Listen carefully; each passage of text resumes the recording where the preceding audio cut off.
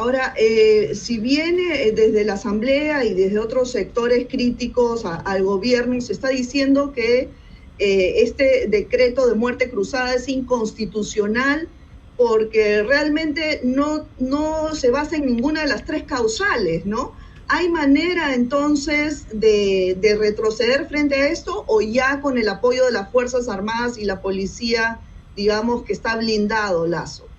¿Cómo lo ves? Mira, vamos a ser un poquito didácticos porque es derecho constitucional ecuatoriano, pero el presidente puede disolver el Parlamento por 3 razones.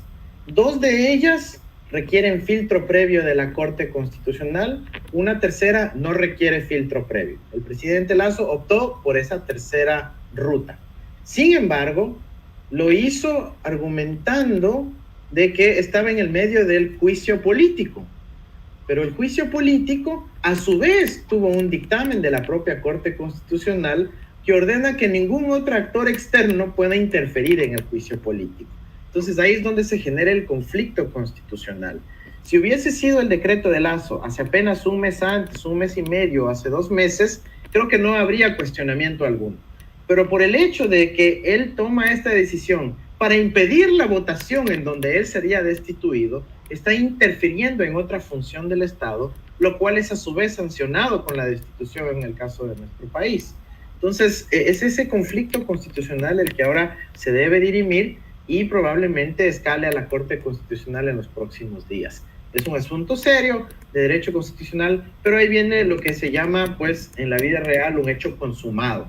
Lasso se aseguró de tener el respaldo de las élites de las Fuerzas Armadas y en donde minutos después de su anuncio de decreto de muerte cruzada, logró que las Fuerzas Armadas emitan un comunicado dictaminando que el decreto era constitucional. Es decir, ya no esperó el pronunciamiento de los jueces, sino el pronunciamiento de los militares. Y eso nos lleva, siquiera unos 50 años atrás en la historia de la República del Ecuador, en donde los militares asumen una posición deliberante en el proceso democrático y no obediente como debería ser.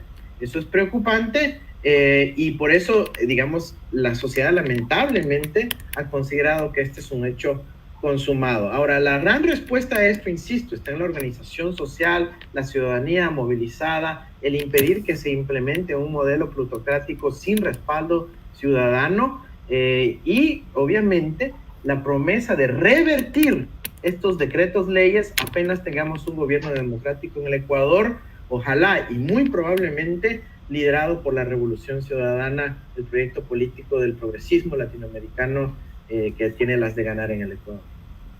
Bueno, después de ver los resultados de las elecciones regionales tienen las de ganar, ¿no? La pregunta es, ¿serás nuevamente el candidato del partido?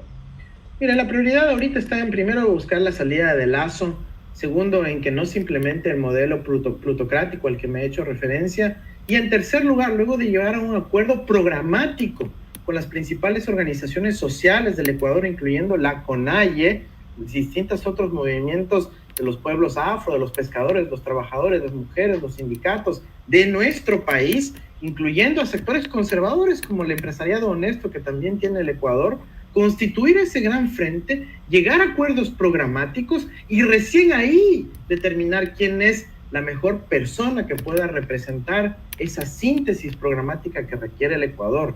Nuestro país está en una crisis profunda, no es un momento de protagonismos personales, es el momento de anteponer un programa conjunto que le dé al país certidumbres y salidas democráticas, pero también contundentes para solucionar los problemas que han hecho del Ecuador el principal fuente de migrantes de América del Sur en este año 2023. No podemos seguir permitiendo eso y los nombres serán el último paso que tome este gran frente que aspiramos constituir. Muy bien. Y les